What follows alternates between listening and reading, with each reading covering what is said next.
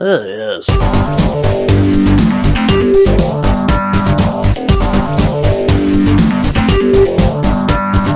Yes. Hey guys, welcome to Podcast vs. Player episode 37. I'm Cal, and I'm joined by a man who's learning the hokey cokey. Not all of it, but he's got the ins and outs. It's Dan. Oh, that's great. Well done. That is comedy gold. That's a good one. How are you, Squire? I'm good. How are you doing? I'm alright. How would you like some juicy news? I'll have some bloody news. Let's do it. Yeah, it's not juicy, but Assassin's Creed Unity is out now. Yay! And it's a great big broken mess. Boo! Yeah. Assassin's Creed Unity on all three platforms, the Babe Station 4, the Weetabix 1 and the PPC, all suffer incredible amounts of bugs and glitches. A blog post on the official Assassin's Creed blog says that a patch is incoming, though no time frame is given, and that will address some of the more common problems plaguing the new release. Quote, "We are currently working on our next update that will help us address some of the specific issues some players are having, including Arno falling through the ground, game crashing when joining a co-op session, Arno getting caught inside of hay carts, delay in reaching the main menu screen at the game's start.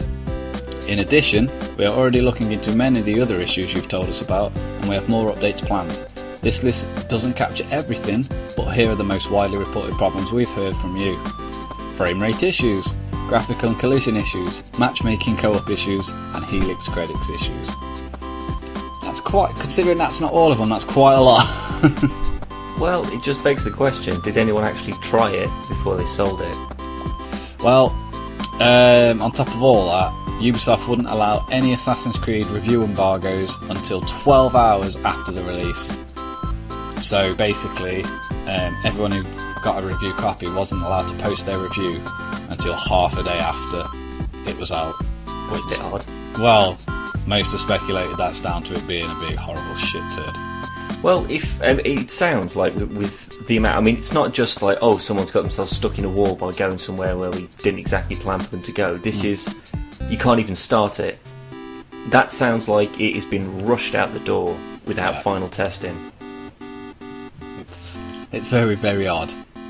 Yeah. I mean, like, just on the review side, embargoes usually go at least a week or two before release.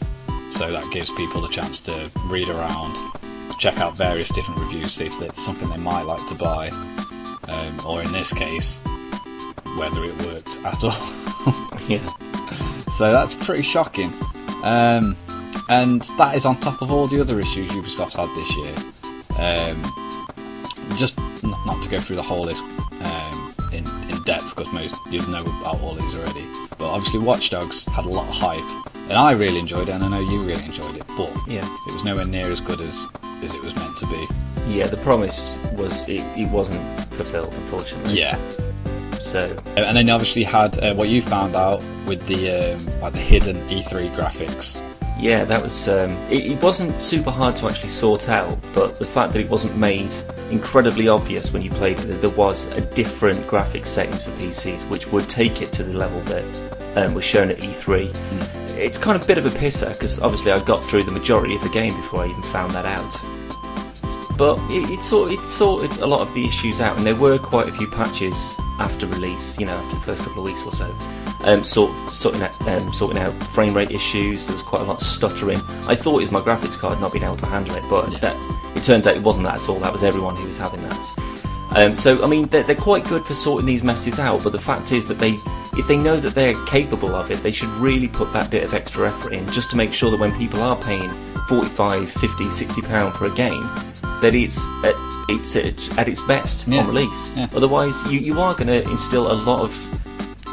You wouldn't release a book that was half finished. Yeah, with typos and stuff like that, you'd make sure that it was the best quality it could possibly be by the time it goes out, and that's what you'd expect from companies that are charging this much for content. I mean, fair enough, like I say, it is sorted out fairly quickly, but I can only imagine it's the developers or someone is kicking them saying, get it out now, and they're saying, look, we've got issues to sort out, there's still bugs in it, and they go, doesn't matter, we'll fix it afterwards, just send it out. Yeah, get it sold. Yeah, it's not the best way to do it, because people are just going to go, well, fuck it, I won't get the next one because this one didn't even work, it was broken. So Battlefield wasn't this broken. Well, no. I mean, Battlefield is still quite broken to this day, but I don't know. It gets to the point, and I think that's it. I mean, I think people have just become sort of used to it, so it's quite lax now, and people just go, well, if a game comes out, don't expect it to work on day one. It should. That's the point. That's the point. They've got 4 years of development. It's not an alpha. No, not at all. And if it is a beta and it's broken and people are falling for the fall, then you know what? Fair enough. You can have a bit of a moan about it, but it's something they'll work on. Yeah, that's why they do alphas and betas, because they can find all these bugs that people, because they might. In all fairness, it's very unlikely with Assassin's Creed Unity, because it's not a specific thing. It's a lot of specific things. But with some bugs in games, it might be something that it might not happen to the developer. Yeah. Or in this case, the game testers. But that's why a lot of companies do alphas and betas, because then they have a lot more people testing it, and they can get in touch and say, I've just fucking fell through the floor on this particular level, and it keeps happening every time I go to it. Yeah. And they'll go, okay, fair enough, we'll do that. We'll get it sorted. But like you say with this, they've just rushed it out the door. And then at E3, Ubisoft stumbled over questions about why Assassin's Creed Unity didn't feature female characters, and they said it was too much work to animate. Why? That's because that's what they're like. Well, that doesn't make any sense though. I mean, you need to change the character models slightly, their face, the bosom, obviously. Well, a modder did it for them. They put I could be very wrong about this, but it's basically the gist of it. They took like Assassin's Creed Black Flag or whatever, and they modded it and put in a female protagonist, and they did it in like a day. Well, yeah, I mean, the run animation may be slightly different. Obviously, their size will be slightly smaller, which means you've got to change the animation for reaching for objects or using things, or other characters interacting with them if they're of a smaller size, say. But I'd understand if they came out and said, look, it's supposed to be period, it's supposed to be historically accurate. Therefore, there wouldn't be females chosen for this specific role, or they wouldn't be allowed to be trained, or they wouldn't have any kind of status of their own. Blah blah blah blah blah. But was there female assassins in Brotherhood? No. Where you had your teams? Well, actually, yes. Sorry, not that you could play, but there were NPCs, and obviously Yeah. it's quite strong NPCs that they had throughout the whole Assassin's Creed. So couldn't they have franchise. used like the 3D models for them? Well, I guess so. I mean, other than the fact of saying it's too hard to animate, I can think of 10 different reasons off the top of my head as to why they'd say, well, this is why we haven't put women into this one. But as far as I'm concerned, that's not a good enough excuse. No. It's either laziness, or they want to think that it's a male-driven franchise and it's for But it's men. not. Well, no, of course it's not. It's interesting, whoever you are. Yeah. So I think it is either laziness or ignorance. Probably both. Probably, and well, considering the state that this has actually been released in, that's probably justifiable. Well, yeah, to be fair. If they'd have rushed to put female models in, I don't even want to think what it could have turned out as. Well, yeah. But on top of all that, Ubisoft pulled every single Ubisoft game from Steam this week, and then everyone kicked off and they put them all straight back on again. Another stupid choice. So that was very ridiculous. Steam's like the largest PC-driven like distribution for where you get games. Most people get them for PC via Steam. Yeah. End of story. A lot of people may use Uplay, they may use Origin, and even Green Man Gaming. But even Green Man Gaming comes down to using Steam. Well, yeah. I mean, they cut out the middleman of any kind of content, actual physical content. Yeah. So they still provide the codes and stuff, which means that they've probably got less overheads than, say, Steam has. But at the end of the day, when it comes to you need the launcher, you need someone to actually, have it through. Yeah. And that will always come down to Steam. Exactly.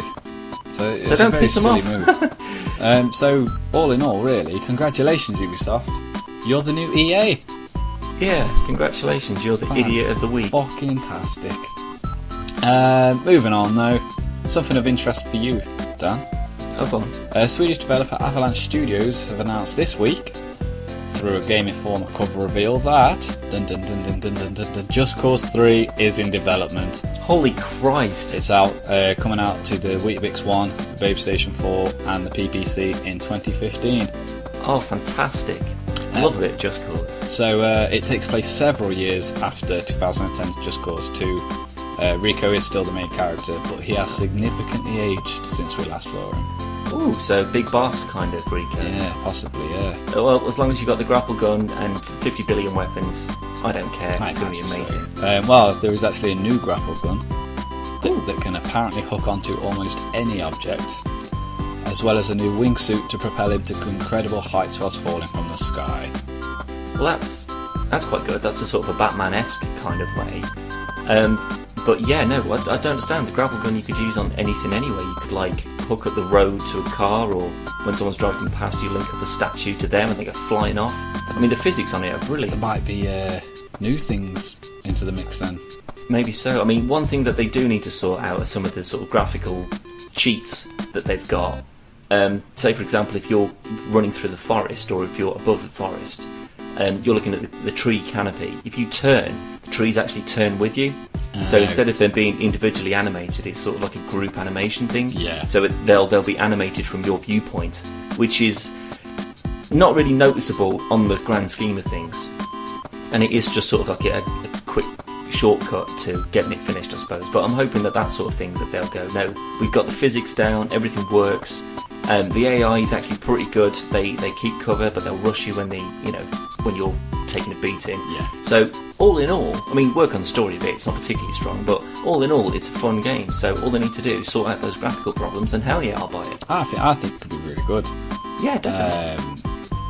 Apparently, like, Game Informer did get to play it, and they said it's all been retooled and it feels a lot tighter. Controls are a lot better.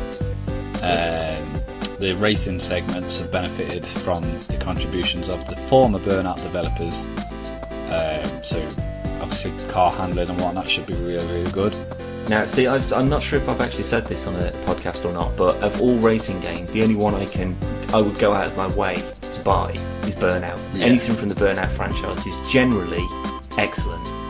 So there's no hit or misses, there's no boringness with it. It's just all balls in, hilarious, driving, crashing, smashing fun. Love it. So if they've been involved with it, excellent. I'll wait for that. Saying that though, I'm pretty sure the people who, some of the people who made Burnout helped make Sleeping Dogs.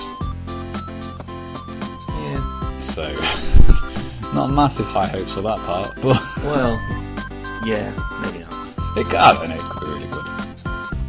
But yeah, that launches in 2015 for all three, both next-gen platforms and PC. It was suggested that it would be free to play. Fuck knows why. You can't have a subscription service or something like Just Cause unless it's a massive multiplayer online. Well, it's not anyway. Avalanche, well, of course it's not. Avalanche have clarified that it isn't, and it will. I mean, cost. the multiplayer thing that they did on Just Cause 2 was fun, but there's no way in hell it would be able to be stable enough to have a good game out of it. Well, it says that there's no microtransaction at all. Well, So good. That's at least one good bit of news. Yeah. But I'm happily looking forward to it, I must say. Definitely, yeah. The wingsuit should be really fun. It looks really fun in Far Cry 4 as well. Well, I mean, it was the only point of it really in Far Cry 3 was just to get from a high place to a low place without killing yourself. So if they actually turn it into a kind of Batman gliding system. Oh, I imagine you'd be able to propel yourself with the grapple and then switch to the wingsuit once you've got altitude. To be fair though, you could do that with a parachute anyway. Yeah, but a wingsuit looks fucking shitloads more cooler than a parachute.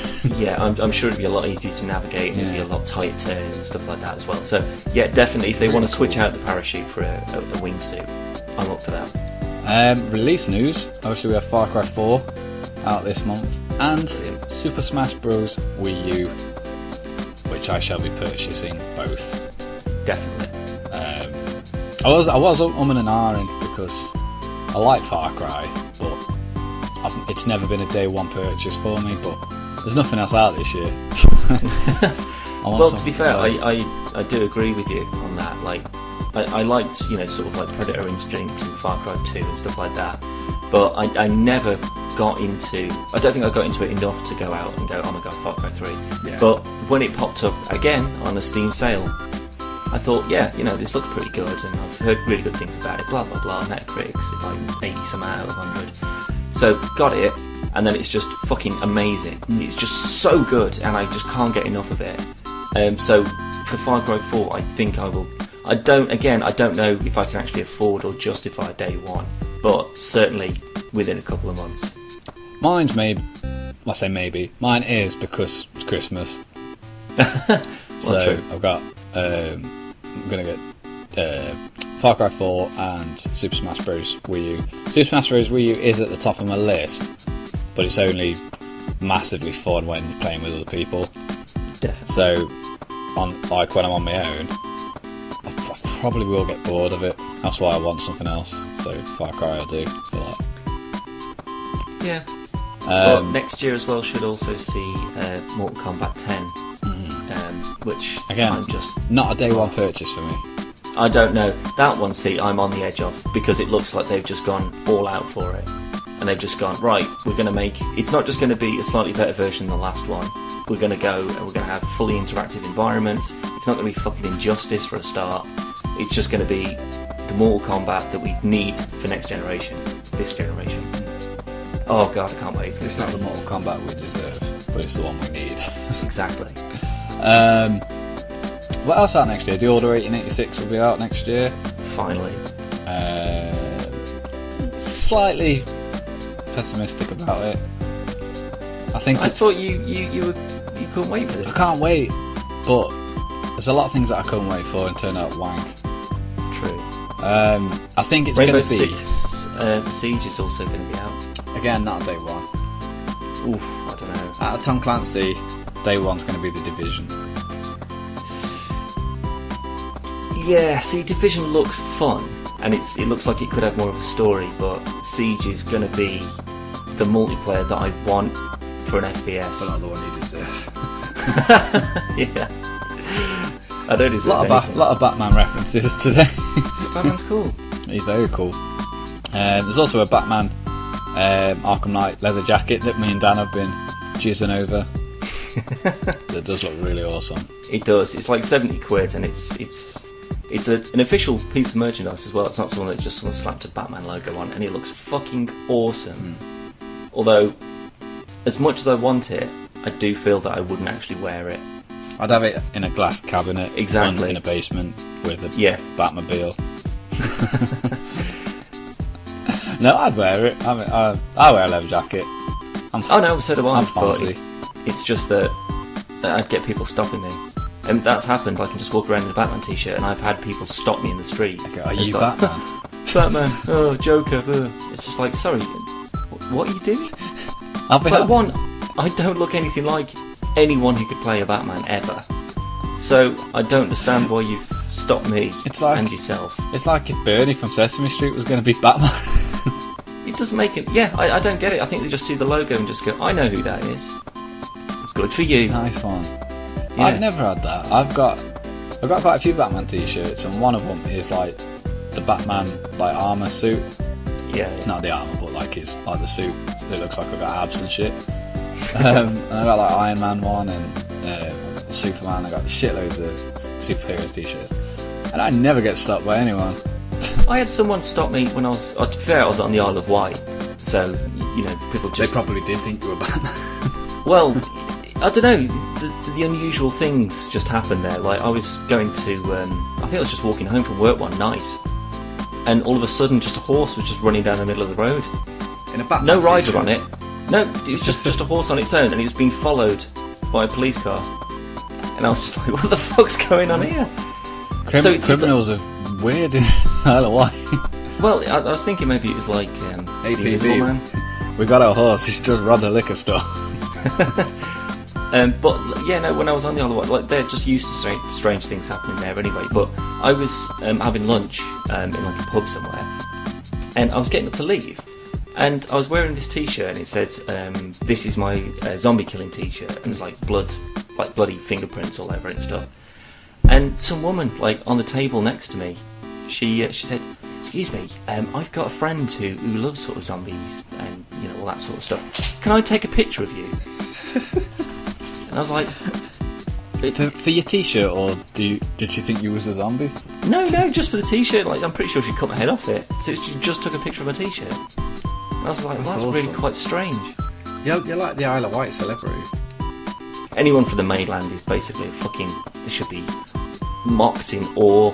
It's just like, oh God, you've come from what, England? It's like, shut up, I can see England from here. What's that in your hand that you just used to pay? It's a credit card. Oh my God. What is this witchcraft? Burn him! Burn him! We deal in acorns and leaves here. That's amazing. It's Took not a photo of your t-shirt. It wasn't even like, like Dawn of the Dead or Shaun of the Dead or something like that. Something I could say, oh, I love Shaun of the Dead. It's one of my favourite films. Can I have the picture? It was just, no, they're just like zombies, and that says zombies on it. I used to get people that stroked my beard. Why do people think this is acceptable? I know, it was quite weird. Well, like, people who are bald and say, oh, can I touch your head? Can I touch your tits? Yeah, but Get out. That's like saying, like, I've just been circumcised, can I touch your foreskin? Or lack thereof. That's ridiculous. Anyway, what's coming up on the channel, Dan? We've started another new series. We're full of new ideas this month. It's all going well. This is going to be PvP, Can You Believe It or Not? Where we find Callum finds some sort of strange and maybe bizarre facts on the internet. News, not facts. Well, they are facts, but news. Well, news would imply facts, yeah, I hope. I suppose. But yeah, it's just sort of general news. Things are a bit strange, kind of crazy burglaries and cat people and all that sort of stuff. And then I'll be trying to figure out which is true, which is false. So that was actually quite a lot of fun. So we'll do some more of those as well. We've also got some more Minecraft, some more Minosaurs, and some more Magicraft as well.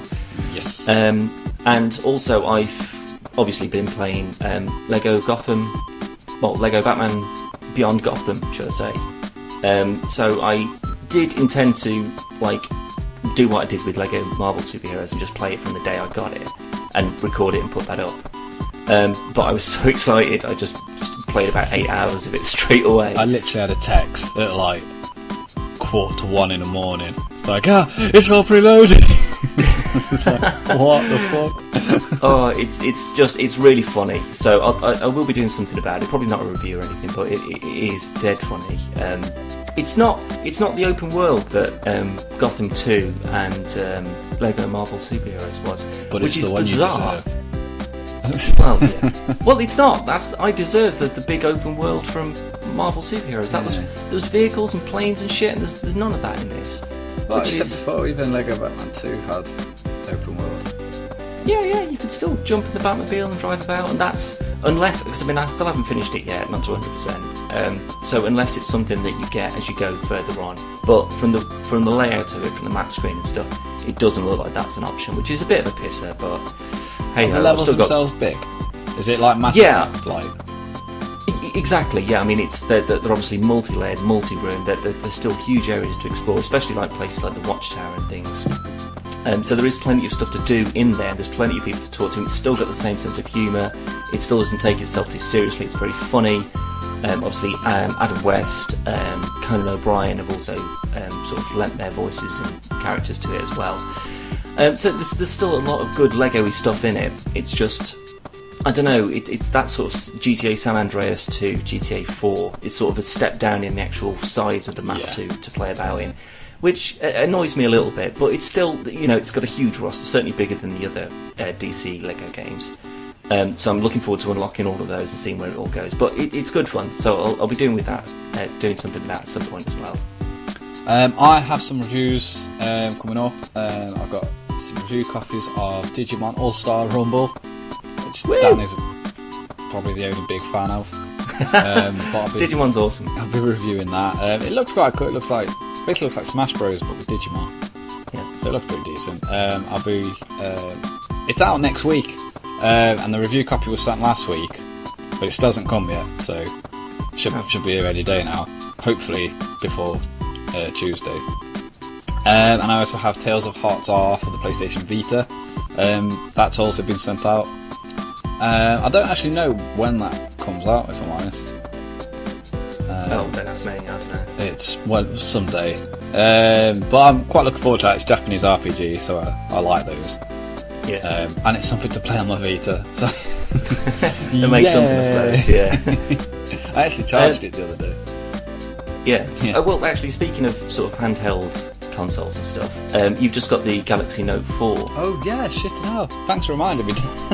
Yeah, which I'm also due to be getting over the next... I think my contract, or like my upgrade date was like today, or it was either 16th or 19th, I can't remember. But either way, Callum's got it first, so don't go into too much detail, but what do you think? How's it going? I'll be honest, I've just come from a Note 3. Well, I tell a lie, I've come from an iPhone 4 because my Note 3 broke.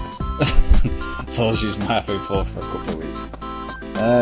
But in all fairness, coming from a Note 3 to a Note 4, it's not an initial wow factor other than the screen. The screen's 2K, Wow. so it's pretty fucking good. Camera's amazing, it's really fast. The S Pen's better than last time. And it's genuinely really, really, really, really good. But you're going to notice it more, because you've still got a Note 2, haven't you? Yeah. So you're going to notice it a hell of a lot more. It's a lot thinner. It's, even though it's gone from plastic to metal, it's still very light. It's not as bulky, it's a lot easier to hold. Like I say, it's really fast. Screen's phenomenal. And I love it. I knew I was going to love it before I even got it, because it's a Note, and I genuinely think the Note series is probably the best phone series available at the moment. Yeah. Well, I agree with that. But I am quite looking forward to getting it. The trouble is, though, obviously you've had quite a few issues with getting it delivered to you. Yeah. So, providing that I can sort of bypass all of that third-party bullshit, I'm quite looking forward to it. But just out of curiosity, how did you actually break your Note 3? I may have possibly dropped it in the toilet. Now, I want people to bear that in mind, okay? Because when I used to work for a company who was selling contracts for Vodafone, just sort of like general cold calling and all that sort of stuff, I didn't like it. I hated the job, which is why I was eventually... Well, I wasn't fired from that one, but it was either me go or they let me go. So it was one or the other was going to happen eventually, so I thought, fuck it. But one of the things that obviously you have to do is to try and sell insurance with it. And the go-to insurance line is, what if you drop it down the toilet? And everyone goes, poof, I'm not that stupid. Who the fuck drops a phone down the toilet? And it's just like, well, yeah, it happens actually quite a lot. However, I fixed it. You did, and I'm quite impressed the fact that you did. And, well, this is the thing, right? What's actually happened with my Note 3 is I dropped down the toilet quite a long time ago. And because it's so big, it didn't actually submerge, which was a blessing. And if it had dive. If it had actually landed horizontally, it wouldn't have fit down the toilet anyway. So no, just landed on a great big steamy poo. Possibly, yeah. Well, I took it apart, I fixed it, and it carried on working up until a few weeks ago. And what's actually happened is it works, but I can't see, like, the screen's just pitch black as if it's locked. But if I plug it into the TV, I can see it and if it's working fine. So I took it apart again, and I shouldn't say this really, but like the tabs that basically set the white, and when they get water damage they turn red. Yeah. And they're still white. So I don't actually think it is from me dropping it. It could just be maybe like an impact thing.